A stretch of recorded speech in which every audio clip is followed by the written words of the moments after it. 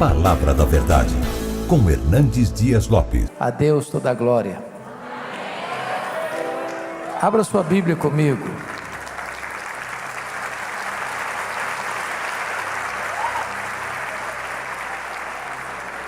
Abra sua Bíblia comigo, por favor. Eu quero trazer uma palavra bem devocional para o seu coração. No primeiro livro de Samuel, capítulo 1. Primeiro livro de Samuel, capítulo 1. Peço a você que após a leitura desse texto, mantenha a sua Bíblia aberta comigo, por gentileza. Eu estou seguindo a versão ARA, revista e atualizada. E esse texto diz assim: houve um homem de Ramataim Zofim, da região montanhosa de Efraim, cujo nome era Eucana, filho de Jeroão, filho de Eliú, filho de Tou, filho de Zufi, efraimita. Tinha ele duas mulheres, uma se chamava Ana e a outra Penina. Penina tinha filhos, Ana porém não os tinha. Este homem subia da sua cidade de ano em ano a adorar e a sacrificar ao Senhor dos Exércitos em Siló. Estavam ali os dois filhos de Eli, Rofini e Finéias, como sacerdotes do Senhor. No dia em que Eucana oferecia o seu sacrifício, dava ele porções deste a Penina, sua mulher, e a todos os seus filhos e filhas. A Ana, porém, dava porção dupla, porque ele a amava, ainda mesmo que o Senhor a houvesse deixado estéril. A sua rival a provocava excessivamente para irritar, porquanto o Senhor lhe havia cerrado a madre. E assim o fazia ele de ano em ano, e todas as vezes que Ana subia à casa do Senhor, a outra a irritava, pelo que chorava e não comia. Então Eucana, seu marido, lhe disse: Ana, por que choras? E por que não comes? E por que estás de coração triste? Não te sou eu melhor do que 10 filhos?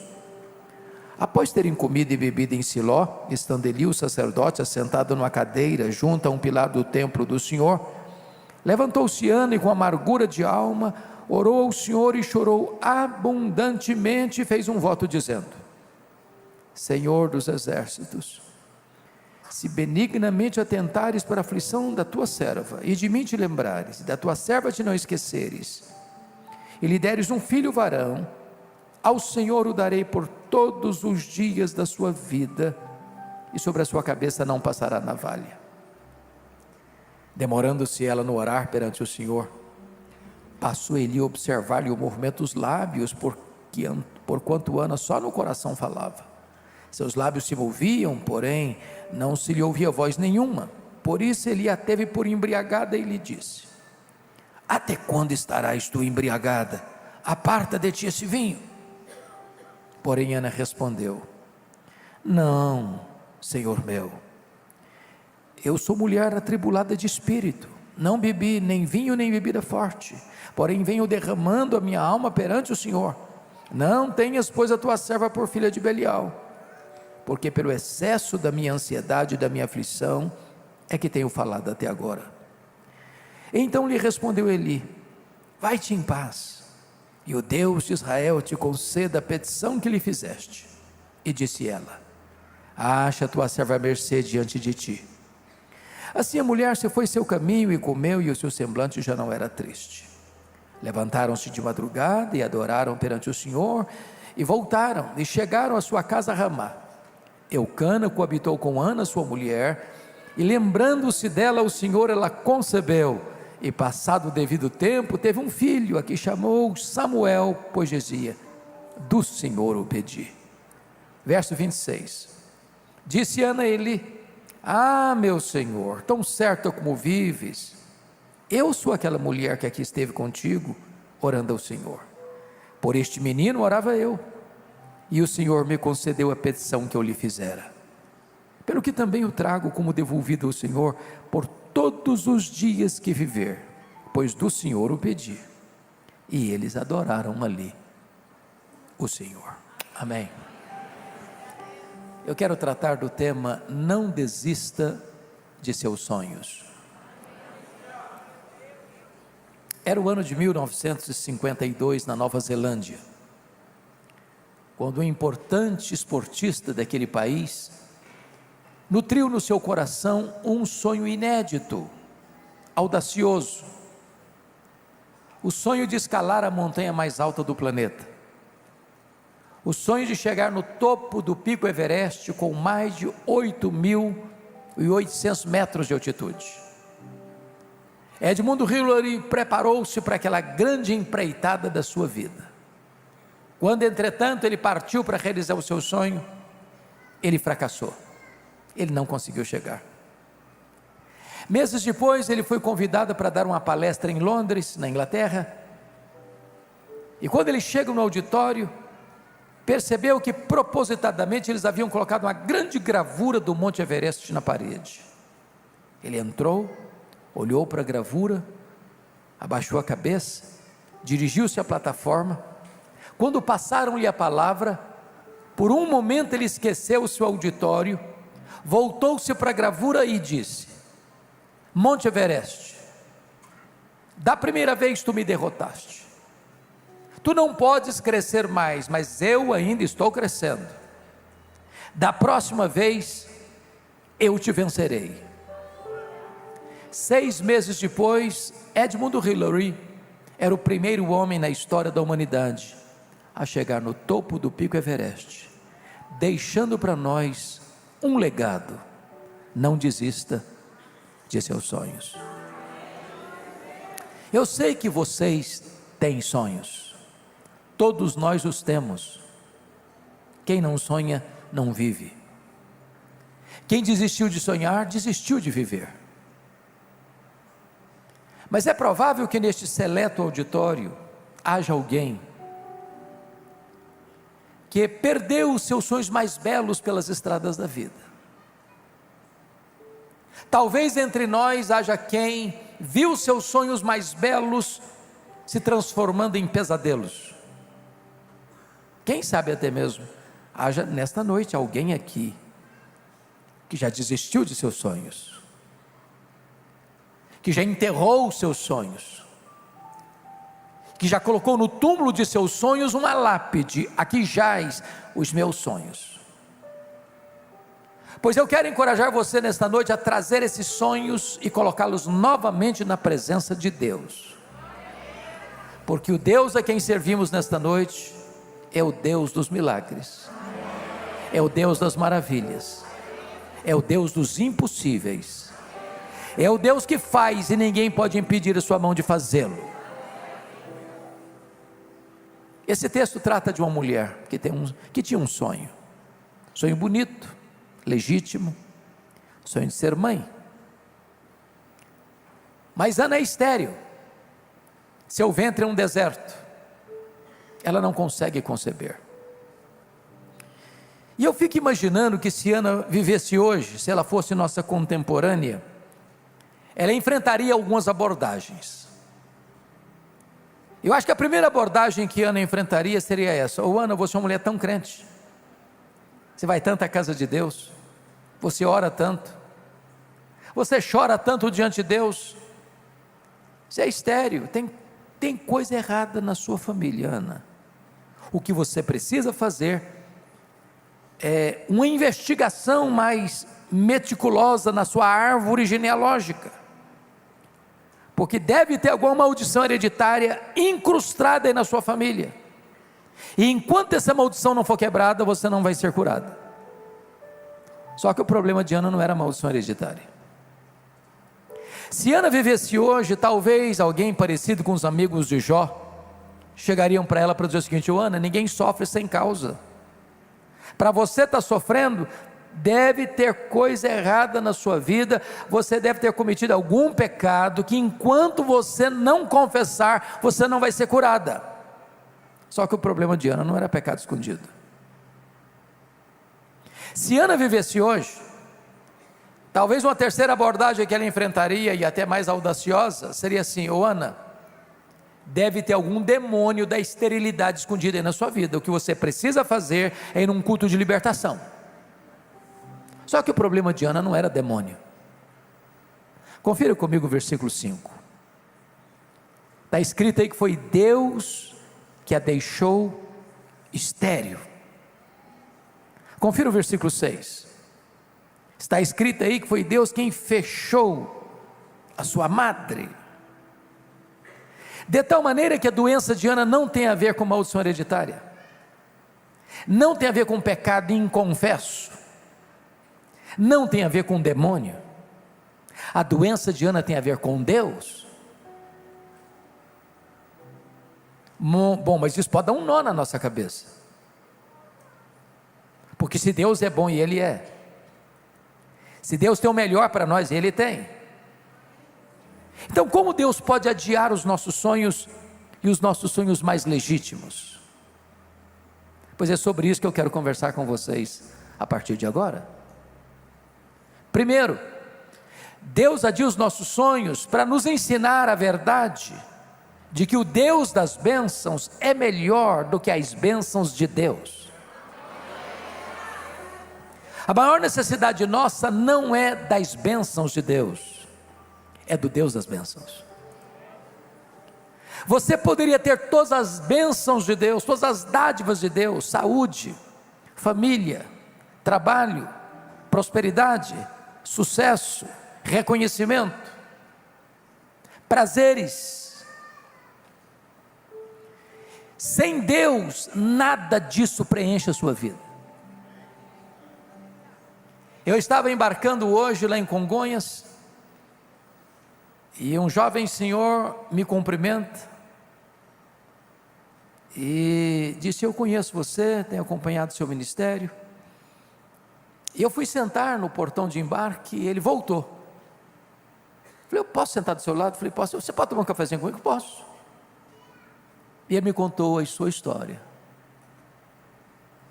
de que era um homem muito bem sucedido financeiramente, com muitas conquistas, com muitas vitórias, com uma família linda, com tudo o que ele conseguiu na vida, mas o coração vazio, uma angústia na alma. Coisas não podem suprir o vazio do seu coração. Às vezes Deus adia os nossos sonhos, para que nós entendamos que Deus precisa ser o primeiro no nosso coração, na nossa vida, na nossa agenda. As bênçãos de Deus não substituem o Deus das bênçãos. A maior necessidade nossa não é de coisas, é de Deus. Quando Salomão vai descrever a realidade da vida, ele diz que procurou a felicidade nas festas, na bebida, na riqueza, no sexo, na fama. Mas sem Deus, tudo isso não passa de bolha de sabão, de vapor, de vaidade. Então Deus adia os nossos sonhos, para que nós entendamos que o que nós precisamos em primeiro lugar, não é de coisas, é do próprio Deus. Segundo lugar, sabe por que Deus adia os nossos sonhos? Deus adia os nossos sonhos para nos ensinar a verdade de que tudo que temos, tudo que somos, veio de Deus, é de Deus e deve ser devolvido para Deus. Ana disse para Eli: por este menino orava eu, pelo que o trago como devolvido ao Senhor, por todos os dias da sua vida. Se Ana não tivesse esse entendimento, Samuel teria sido um ídolo na sua vida. A vida dela teria gravitado ao redor de Samuel. Entenda isso. Às vezes nós pedimos para Deus uma bênção, e Deus nos-la concede, e aí nós transformamos essa bênção num ídolo, e substituímos o doador pela dádiva, o criador pela criatura. Exemplificando, você pede, por exemplo, a Deus prosperidade, e Deus dá prosperidade. A bênção do Senhor enriquece, com ela não tem desgosto. Riquezas e glórias vêm de ti. É Deus quem fortalece as nossas mãos para adquirirmos riquezas. Aí a pessoa começa a prosperar. Cada ano um novo item acrescentado numa declaração de imposto de renda. Mais um carro, mais um sítio, mais um apartamento, mais uma casa, mais isso, mais aquilo outro. E de repente a pessoa está tão ocupada cuidando das bênçãos de Deus, que ela não tem tempo mais para Deus. Ela não pode ir numa vigília de oração, ela não pode frequentar um pequeno grupo, ela não pode mais vir num culto de semana, porque ela está ocupada demais, cuidando de muita coisa, e então ela substituiu o abençoador pela bênção, o doador pela dádiva, e transformou a dádiva num ídolo. Entendamos que tudo que somos veio de Deus, tudo que temos veio de Deus, tudo que somos deve ser consagrado de volta para Deus. A casa que você mora é de Deus, o carro que você anda é de Deus, o trabalho que você tem é de Deus, a família que você tem é de Deus, os filhos que você tem são de Deus. Então coloque no altar de Deus o melhor daquilo que Deus já tem dado para você. Terceiro lugar, por que Deus adia os nossos sonhos? Deus adia os nossos sonhos porque os planos de Deus são maiores e melhores do que os nossos melhores sonhos. Qual era o grande sonho de Ana? Ser mãe. Qual era o grande projeto de Deus na vida de Ana? É que ela fosse mãe do maior profeta, do maior sacerdote, do maior juiz de Israel, do homem que haveria de trazer de volta a nação apóstata para a presença de Deus. Às vezes você remete a sua oração a Deus, e Deus a indefere. Diz: meu filho, não vou atender você, você está pedindo pouco demais, seu pedido é pequeno demais, seu sonho é miúdo demais. Eu tenho coisa maior para você, eu tenho coisa melhor para você, eu estou preparando algo muito mais expressivo para você. Quando José do Egito estava preso, ele fez um pedido ao copeiro do faraó para lembrar-se dele. O copeiro do faraó esqueceu-se dele e ficou mais 2 anos mofando na cadeia. E você pergunta: mas onde está Deus, que deixa um filho inocente sofrendo numa prisão imunda? Por que Deus não tirou José da prisão quando ele queria sair da prisão? Se José tivesse saído da prisão quando ele queria sair de lá, o máximo que ele teria sido era um bom lavador de copos no palácio do faraó. Mas Deus o deixou lá mais 2 anos, porque nesses 2 anos Deus estava construindo a rampa do palácio para ele sair da cadeia e ser governador do Egito. O tempo de Deus não é o nosso. Os planos de Deus, os caminhos de Deus, os pensamentos de Deus são mais altos do que os nossos. O Senhor nos ensinou a orar, e quando Ele nos ensinou a orar, Ele nos ensinou da seguinte maneira: pedi e dar-se-vos-á, buscai e achareis, batei e abrir-se-vos-á, porque todo o que pede, recebe, todo o que busca, encontra, todo o que bate, abrir-se-lhe-á. Isso foi o que Ele ensinou. Às vezes nós entendemos o contrário. Às vezes nós entendemos assim: todo o que pede, recebe o que pede. Isso não está na Bíblia. E ai de nós se estivesse, porque a Bíblia diz que nós não sabemos pedir como convém. Às vezes você pede para Deus uma pedra, pensando que está pedindo um pão. Às vezes você pede para Deus uma cobra, pensando que está pedindo um peixe. Às vezes você pede para Deus um escorpião, pensando que está pedindo um ovo. Às vezes você pede para Deus que vai destruir você, pensando que está pedindo que vai dar vida a você. Deus ama tanto você, que Deus não dá tudo que você pede, Deus dá o que você precisa, Deus dá o melhor. Sabe por quê? Porque os planos de Deus são maiores e melhores do que os nossos melhores sonhos. Quarto lugar, por que Deus adia os nossos sonhos? Deus adia os nossos sonhos porque Ele é Deus, livre e soberano, que faz todas as coisas conforme o conselho da sua vontade. Confira aí comigo o capítulo 2, versículos 6 a 8, no cântico de Ana, que ela vai afirmar sobre Deus: o Senhor é o que tira a vida e a dá, o Senhor faz descer a sepultura e faz subir, o Senhor empobrece e enriquece, abaixa e também exalta, levanta o pobre do pó e desde o monturo exalta o necessitado para o fazer assentar-se entre príncipes. Pelas minhas andanças, pastor Marco, pelo Brasil, às vezes eu encontro alguém que, em nome de uma fé robusta, beira a blasfêmia. Quando chega para Deus com petulância, diz assim: Deus, eu exijo, eu proíbo, eu ordeno, eu decreto, e ai de Deus se não atender. Até parece que Deus está sentado aos seus pés, e essa pessoa sentada num alto e sublime trono. Que tolice, que tolice. A Bíblia diz que o nosso Deus está sentado num alto e sublime trono, que Ele é soberano, Ele quem dá a vida, Ele quem tira a vida, Ele quem empobrece, Ele quem enriquece, Ele quem exalta, Ele quem abaixa, Ele que levanta reinos, Ele abate reinos, Ele levanta reis, Ele faz reis apiarem do poder. Ele é Deus, Ele é soberano, Ele é livre, Ele faz, não precisa pedir licença nem para você e nem para mim para fazer. Ninguém põe Deus contra a parede. Ele é soberano. Agora, o contraponto é que tem muita gente hoje que, do alto da sua sapiência teológica, diz assim: não, o tempo dos milagres foi lá na época dos apóstolos, agora não tem mais, passou esse tempo. O que a Bíblia nos ensina é que Jesus Cristo é o mesmo ontem, hoje e para sempre o mesmo.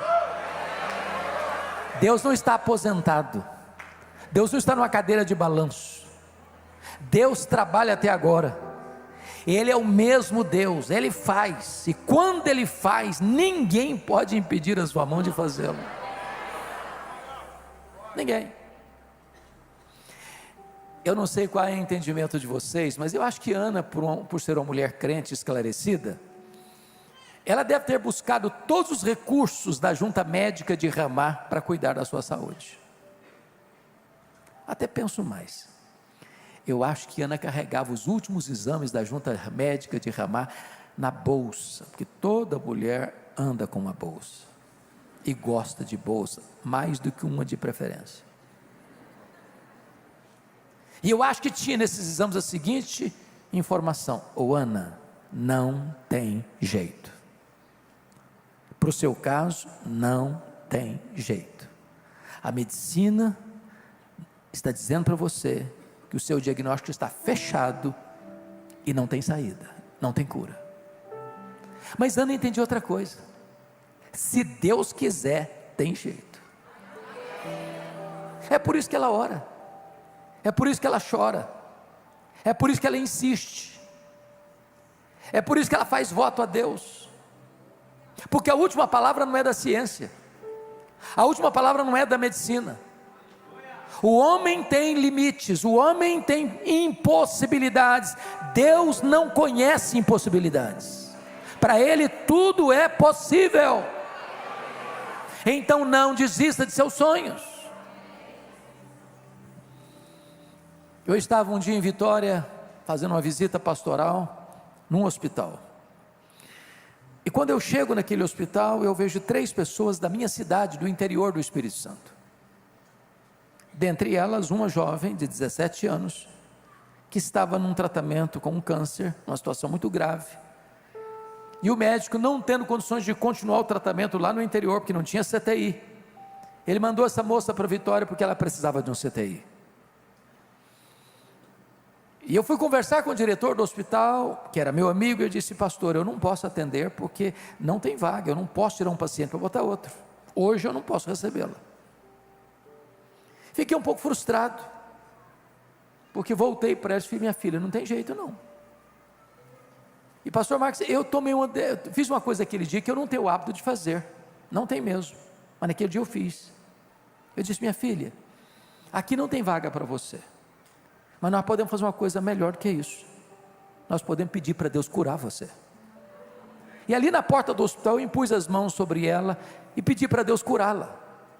Quando eu terminei de orar, aproxima-se um rapaz que também a conhecia e disse: eu conheço você, e você tem um primo que é médico numa outra cidade do estado, e lá onde ele é médico tem CTI.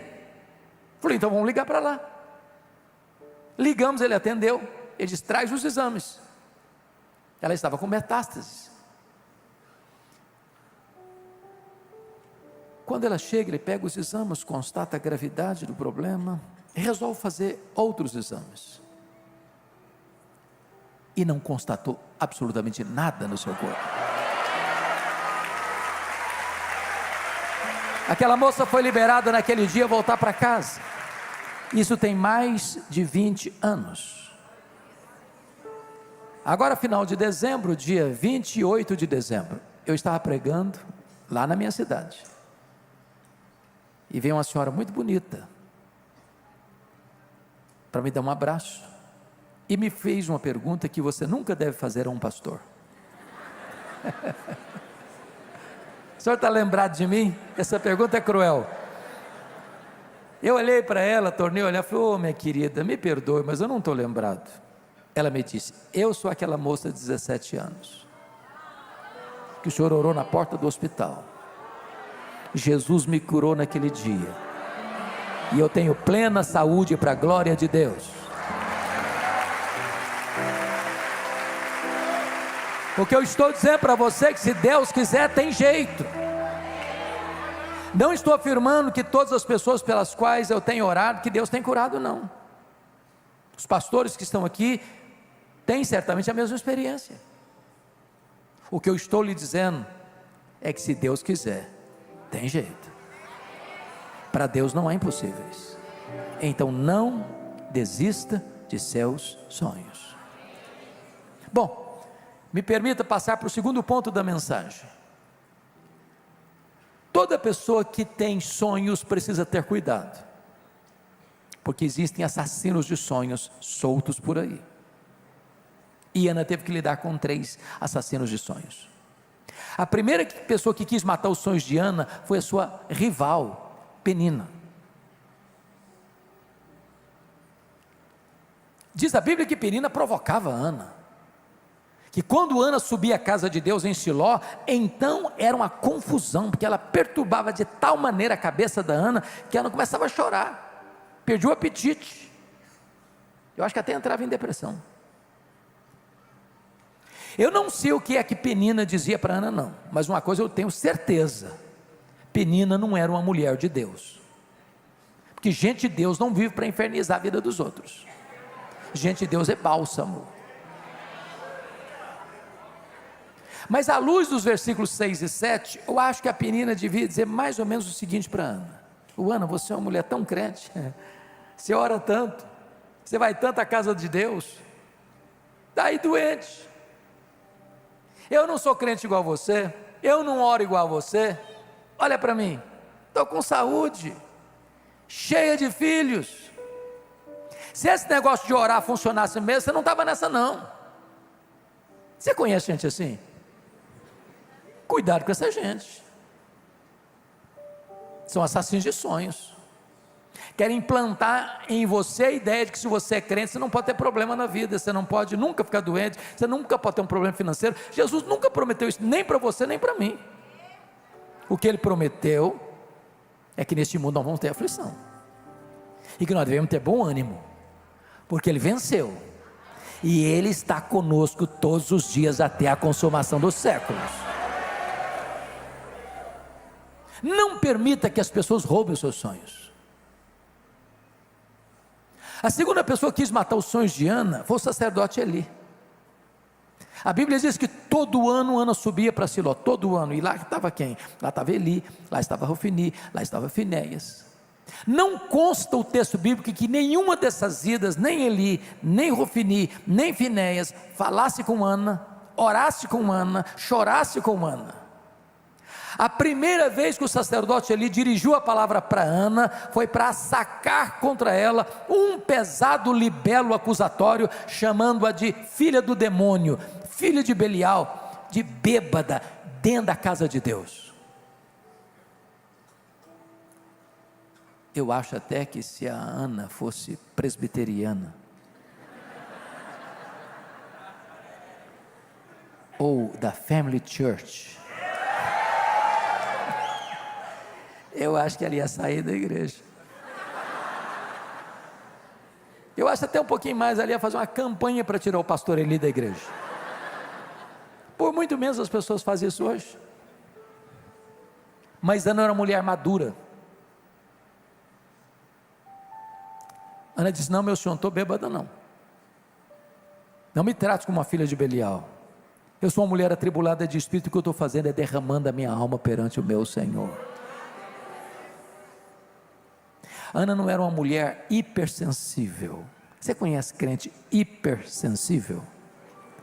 Crente cristal, porcelana, qualquer coisinha trinca, qualquer coisinha se milindra, qualquer coisinha também eu vou sair da igreja. Não permita que seu sonho seja tirado de você.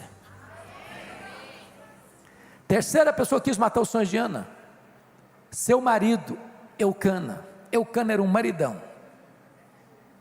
era um marido amoroso, provedor, presente, companheiro. O Eucana só tinha um problema: cabeça dura demais. Eucana não acreditava em milagres. Eucana conhecia a história do povo de Deus, ele sabia como Deus havia curado a Sara, como Deus havia curado a Rebeca, como Deus havia curado Raquel. Eucana via a sua mulher orando, chorando diante de Deus, insistindo com Deus. Não consta o narrador bíblico que em qualquer tempo Eucana tivesse dito assim para Ana: Ana, eu vejo você orando, insistindo com Deus. Deus fez no passado. Conta comigo, Ana. Eu vou orar com você. A sua causa é a minha causa, a sua dor é a minha dor, o seu problema é o meu problema. Então eu vou estar do seu lado, eu vou orar com você, nós vamos lutar juntos por essa causa. Quem sabe Deus nos escuta, quem sabe Deus atende. Não consta o narrador bíblico que fez isso, mas consta o versículo 8, que ele chama Ana para uma conversa. E eu vou parafrasear a conversa. Eu acho que foi mais ou menos o seguinte: Ana, vem cá, filha, preciso bater um papo com você. Ou Ana, está virando uma obsessão. Não dá mais, não. Está demais. Você está ficando doente, mulher. Você está com uma fixação doentia. Para que você insiste com Deus numa causa que está perdida? Você não sabe que a junta médica de Ramá já deu o diagnóstico que não tem cura? Para que você insiste, Ana? Aliás, Ana, você não está nem curtindo o maridão que você tem. Sou melhor que 10 filhos para você. Se fosse hoje de Ana, pensa em mim, liga para mim, chore por mim, não chore por ele, Ana.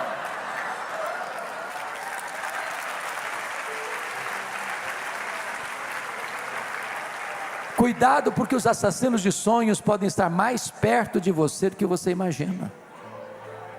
Não desista de seus sonhos. Mas agora eu vou para o último ponto da minha mensagem. O que fazer quando os nossos sonhos estão sendo adiados? Ana nos ensina a fazer 3 coisas. Primeiro, se seu sonho está sendo adiado, continue crendo, continue orando, continue jejuando, continue insistindo, continue acreditando que Deus pode fazer um milagre, que Deus pode mudar o placar do jogo, que Deus pode virar a mesa da história. Meus irmãos, tem muita gente que desiste cedo demais. Convenhamos aqui, há muitos divórcios que aconteceram porque faltou um pouquinho mais de paciência, de tolerância, de perdão, de amor. Caminhe um pouco mais, chore um pouco mais, ore um pouco mais, jejue um pouco mais, insista um pouco mais. Você não sabe o tempo de Deus. Uma das coisas que me encantam lá no livro de Atos, e está lá também Lucas 24, 49, que Jesus diz para os seus discípulos assim: permanecei na cidade até que do alto sejais revestido de poder. Vocês oram uma semana, oram um mês, oram um ano, até que. Insista, persevere, desista não. Vou lhes dar 2 exemplos. Norman Vincent Peale foi um pastor metodista. Ele escreveu seu primeiro livro, O Poder do Pensamento Positivo, e todo escritor enfrenta o mesmo problema, com raríssimas exceções: publicar o primeiro livro. As editoras não acreditam, elas nem olham o teor, o conteúdo. Então ele escreveu o livro, procurou algumas editoras, todas as editoras que ele procurou fecharam a porta para ele. Ele ficou muito frustrado, chegou em casa, jogou os rascunhos no lixo e disse: no lixo vão ficar os meus sonhos de escritor. Dona Ruth, sua mulher, mais crente e mais otimista do que ele, como via de regra as mulheres são, pegou os rascunhos do lixo e disse: eu creio nos seus sonhos e vou lutar por eles. Bateu em outras portas e encontrou uma editora que se interessou pelo livro. E resultado? Esse livro já vendeu mais de 40 milhões de exemplares. Um dos maiores best-sellers da literatura cristã de todos os tempos. Estavam no lixo. Não desista de seus sonhos. Eu amo política, sempre gostei de política desde a minha infância. E uma das pessoas que marcam muito a minha vida é Franklin Delano Roosevelt. Estudou em Harvard, estudou na Universidade de Colômbia, entrou na política, fez uma carreira brilhante, mas o sonho dele era ser presidente dos Estados Unidos da América. Porém, com 39 anos de idade, ele sofreu poliomielite e foi para uma cadeira de rodas, paraplégico. E alguém se aproximou dele e disse: numa cadeira de rodas você nunca será presidente dos Estados Unidos da América. Ele respondeu: pois eu nunca vou desistir. Foi o único homem até hoje na história americana que foi eleito e reeleito presidente dos Estados Unidos da América 4 vezes consecutivamente, numa cadeira de rodas. Não desista de seus sonhos. A segunda coisa que Ana nos ensina, irmãos, quando os nossos sonhos estão sendo adiados, é que nós devemos tomar posse das promessas da palavra de Deus. Veja o verso 17 comigo.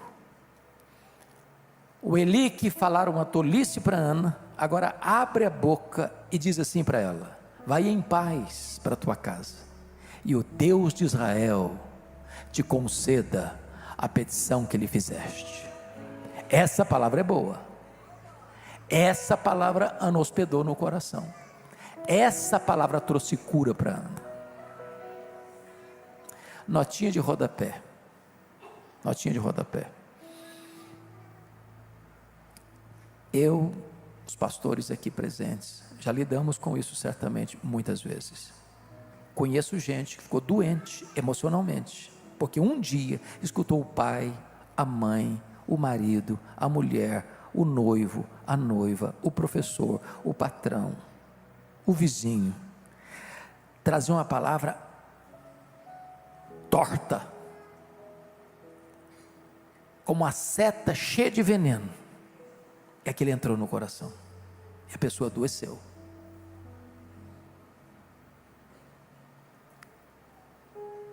Se alguém proferir uma palavra insensata sobre você, não acolha essa palavra. Você não é o que as pessoas dizem que você é. Você nem é quem você pensa que você é. Você é quem Deus diz que você é. Agora, a promessa de Deus proferida pelo sacerdote Eli, palavra boa, essa palavra ela acolheu. E essa palavra trouxe 2 curas para Ana. Primeira, a cura emocional.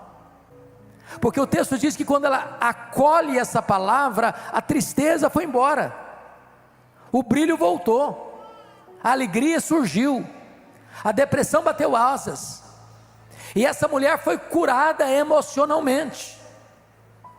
E diz o texto que ela desceu para Ramá com seu marido, coabitou com ele, Deus se lembrou dela, ela concebeu e deu à luz a um filho, a quem pôs o nome de Samuel, de tal maneira que lá em Siló Deus curou a sua alma, lá em Ramá Deus curou o seu ventre, lá em Siló ela creu, lá em Ramá o milagre aconteceu, lá em Siló ela tomou posse da promessa, lá em Ramá o milagre se historificou na vida dela. Sabe o que eu acho engraçado desse texto? É que Ana queria ser mãe, mas ela vivia chorando. E uma mulher que vive chorando, com o rosto banhado de lágrimas, ela não consegue atrair o marido. Ela queria ser mãe, mas está andando na contramão. O rosto melhorou.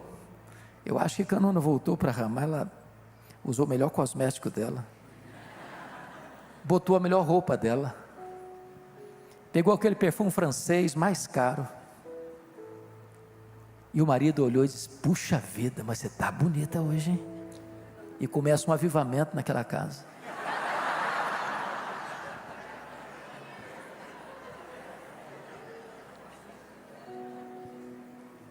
Caminha na direção do milagre.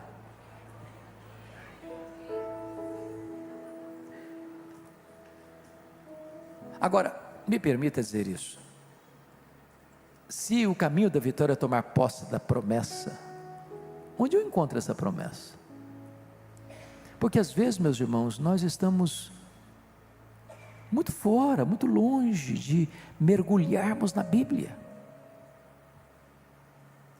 Nós estamos começando o ano, eu quero encorajar você a ler toda a Bíblia esse ano, e anote as promessas, grife as promessas, escreva as promessas. Sabe por quê? Porque Deus é o avalista da sua palavra. Promessa de Deus e realidade é a mesma coisa, porque Deus não permite que nenhuma das suas promessas caia por terra. Eu fui muito impactado na viagem que fiz recentemente, quando fui visitar lá no norte da Itália, lá em Turim, a igreja valdense. Vocês devem saber que os valdenses foram protestantes 400 anos antes da reforma protestante do século XVI.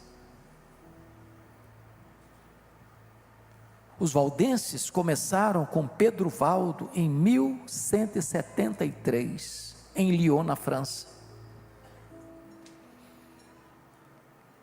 Ele era um rico fazendeiro, converteu-se a Cristo, dedicou toda a riqueza dele para duas coisas: para traduzir a Bíblia e para fazer cópias da Bíblia. Não tinha imprensa. A imprensa foi inventada em 1450, na Alemanha. Uma cópia de uma Bíblia custava 1 ano de trabalho. E ele sabia mais, que a perseguição viria implacável sobre ele, e que as cópias da Bíblia seriam queimadas, e foram. Então ele fez duas coisas. Ele começa a treinar jovens para ir de casa em casa, clandestinamente, para ensinar a Bíblia. Mas não tinha tantas cópias de Bíblia. Sabe o que fizeram? Eles começaram a memorizar a Bíblia inteira. Você memoriza Gênesis, você memoriza Êxodo, você memoriza Deuteronômio, você memoriza 1 Timóteo, você memoriza Mateus, você memoriza Lucas, você memoriza Atos, você memoriza Romanos. Chegou uma época em que todas as cópias foram queimadas, e eles tinham tudo de cor, e reproduziram tudo de novo. Hoje nós vivemos a geração mais privilegiada da história, meus irmãos. Nós temos Bíblia de estudo para criança, para adolescente, para jovem, para casal, para descasado, para empresário, para empregado, para pastor, para despastor, para qualquer coisa.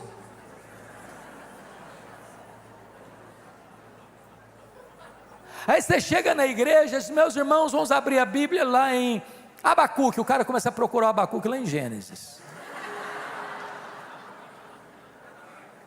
Aí você chega e diz, meus irmãos, vamos abrir em Lucas 25. Todo mundo abrindo a Bíblia, tentando achar Lucas 25, mas não tem 25, só tem 24.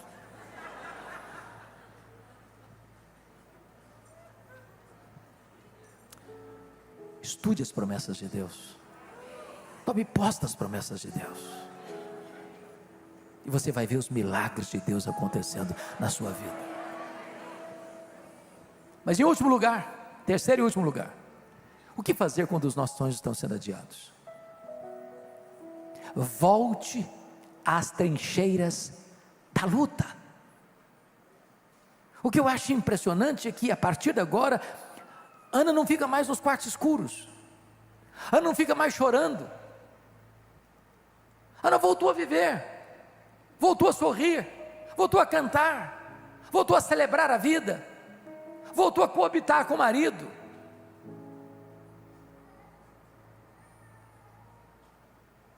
Nós cremos numa verdade bendita, chamada soberania de Deus. Sabe o que significa isso?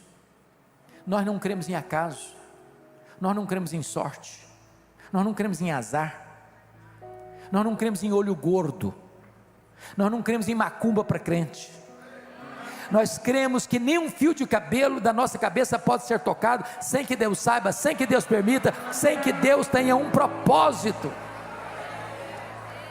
Então, se você está passando uma luta, passando por um vale, passando por uma prova, saiba que Deus não perdeu o controle, que Deus não foi pego de surpresa, que Deus tem um plano, que Deus tem um propósito, porque as provas não vêm para destruir você, vêm para fortalecer as musculaturas da sua alma.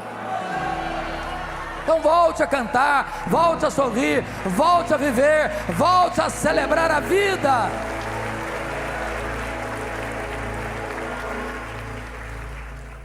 Há um autor que eu gosto muito de ler, e não obstante não ser um autor cristão, Og Mandino. Se você nunca leu O Maior Vendedor do Mundo, vale a pena ler, uma boa literatura. Mas o que me impressiona em Og Mandino é que aos 35 anos de idade, ele estava bêbado, caído numa sarjeta, abandonado pela esposa, pensando em suicídio, destruído. 10 anos depois, Og Mandino estava no topo da fama mundial, escrevendo livros lidos e traduzidos no mundo inteiro, encorajando as pessoas a viverem com otimismo. E eu fico perguntando para mim mesmo, meu Deus, se um cara que nem crente é, consegue viver com otimismo, e eu? E você? E nós? Filhos do Deus vivo, que podemos afirmar, este é o dia que o Senhor fez, alegremo-nos e regozijemo-nos nele. Irmãos, crente tem que ser animado, sabia? Crente tem que ser animado.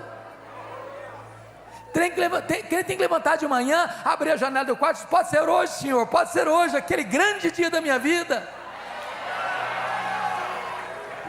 Agora, Og Mandino dá um conselho muito prático para você começar o seu dia animado. Você quer começar o seu dia animado? Ele diz o seguinte, faz o seguinte, compre o melhor jornal da sua cidade. Qual é o melhor jornal aqui de Goiânia? Hã? Não, estou falando sério, o melhor jornal mais conhecido aqui, O Popular, pode ser no seu smartphone mesmo, que ninguém está comprando um jornal de papel mais, certo? Abra o jornal, seu smartphone mesmo, antes do café da manhã, abra o jornal, só um detalhe, um pouquinho só, não comece a leitura pelas páginas políticas, vocês vão ficar depressivos, pula essa página. Claro, vocês não vão querer começar o dia lendo as páginas econômicas, porque a economia do Brasil está começando a derreter, então pula essa página também. É claro que vocês não vão querer começar o dia lendo as páginas policiais, embora aqui no estado, que eu estou sabendo que o negócio aqui está bam, mas não, corre risco ainda. Claro, você não vai querer começar o seu dia lendo as páginas esportivas, porque de repente você é torcedor do Goiás e não consegue levar esse time para a primeira divisão de jeito nenhum, então pula essa página também. Você quer começar o seu dia animado, diz ele, leia a página do obituário, a lista das pessoas que morreram. Só um detalhe, você tem que ler tudo. Tudo. Quando você terminar essa leitura, você vai descobrir algo fantástico. Você vai descobrir que o seu nome não está nessa lista. Você vai descobrir que você está vivo. E se você está vivo, um milagre de Deus pode acontecer na sua vida hoje. Não desista de seus sonhos.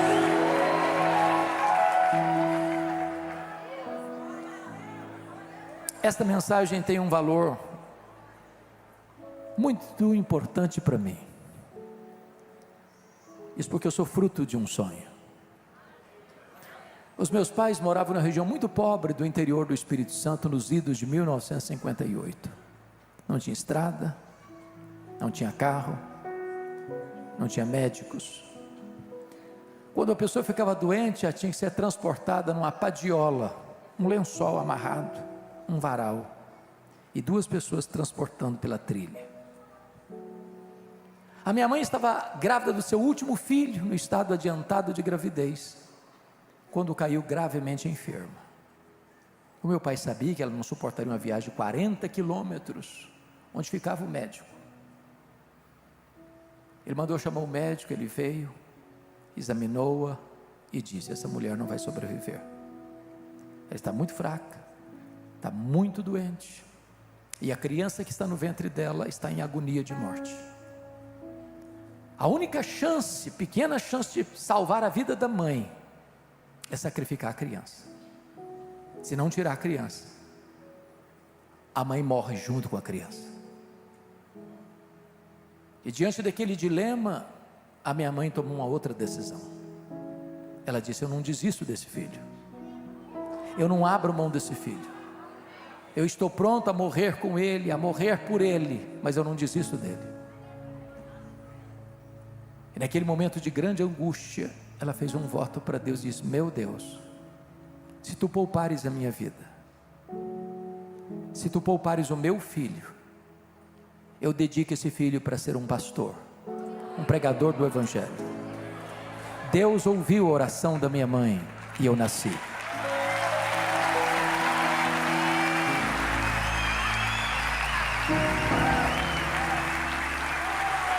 Nasci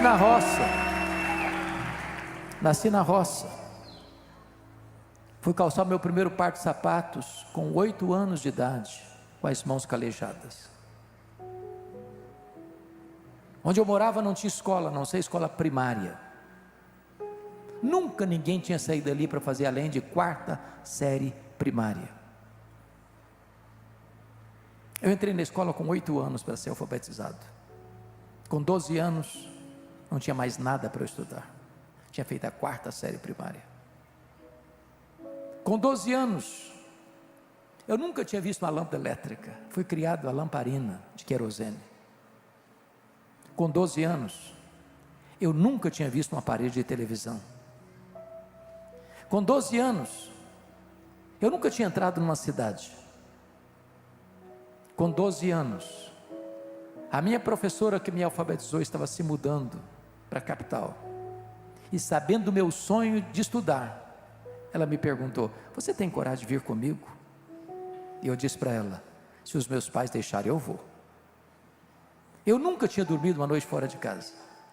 Com 12 anos, eu subi na carroceria de um caminhão e fui parar no pior bairro da Grande Vitória, dentro de um mangue, do lado de um prostíbulo. Um barraco de tábuas de 4 cômodos com 10 pessoas. E foram tempos difíceis. Eu não posso imaginar a coragem daquela professora. Meu penúltimo livro, pastor Mark, eu dediquei a ela, Os Milagres de Jesus. Fui lá na casa dela, para dar um abraço nela, levar uma oferta para ela, entregar o livro para ela. Foram tempos dificílimos. Muitas vezes, eu namorei um pão de sal na vitrine de um botequim. Estômago fuzilado pela dor, da fome. Eu não tinha dinheiro para comprar um pão de sal para comer. Muitas vezes, Com fome eu procurava farinha para comer, não tinha farinha. Açúcar para comer, não tinha açúcar. Mas eu tinha um sonho. Eu queria lutar por ele. Pasmem vocês, o meu sonho de criança era ser político e advogado. Eu não pedi um comício por nada. Os comícios eram nas praças, no palanque. Enquanto o último orador não descia do palanque, eu não ia embora. No dia que eu fiz 18 anos, literalmente no mesmo dia, tirei meu título, me filiei num partido. Até o dia que eu estou conversando com um presbítero muito querido, homem de Deus, e disse assim para ele: depois que eu realizar o meu sonho, de ser um político realizado e um advogado bem-sucedido, no final da minha jornada eu quero entrar num seminário, e dedicar o resto dos meus dias para pregar o Evangelho. E esse homem, com a autoridade de Deus, botou literalmente o dedo no meu nariz e disse: você quer dar as sobras para Deus? Deus quer você agora, com a sua juventude, com a sua força. Aquela palavra entrou no meu coração como uma flecha, e eu saí 1000% convencido de que naquele momento Deus me chamava para o ministério. Eu desisti dos meus sonhos e abracei o projeto de Deus. A minha mãe era uma mulher analfabeta, nunca teve o privilégio de sentar num banco de escola, mas sábia. Ela nunca me contou esse plano dela com Deus, porque ela pensou no seu coração: se eu contar, meu filho vai ser sugestionado a ser pastor. O mesmo Deus que fez um milagre no meu coração vai fazer no coração dele, chamando para o ministério. A primeira pessoa que eu liguei logo em seguida a essa conversa foi para minha mamãe: Deus mudou os meus planos, eu vou ser pastor. Ela me disse: meu filho, por esta causa eu orava antes de você nascer. Antes da minha mãe morrer, ela me chamou à sua casa e me contou essa história em detalhes, e me contou mais. Disse: meu filho, nesses anos todos, eu nunca deixei de me levantar de madrugada, dobrar os meus joelhos e pedir que Deus levantasse você, que Deus capacitasse você, que Deus ungisse você para pregar a palavra. E eu chorei muito com ela. Eu a abracei e disse: mamãe, a senhora está me ensinando a lição mais importante da minha vida. Um filho nunca é pobre se tem uma mãe que ora por ele. A senhora está me ensinando, mamãe, que o mais importante não são os meus sonhos, mas o plano de Deus para a minha vida. Então, na contramão do meu tema, eu quero dizer para você: desista dos seus sonhos, desista, mas nunca desista, nem abra mão do plano de Deus para a sua vida. O plano de Deus é maior, o plano de Deus é melhor, e Deus tem coisas grandes preparadas para você. Que Deus nos abençoe. Amém.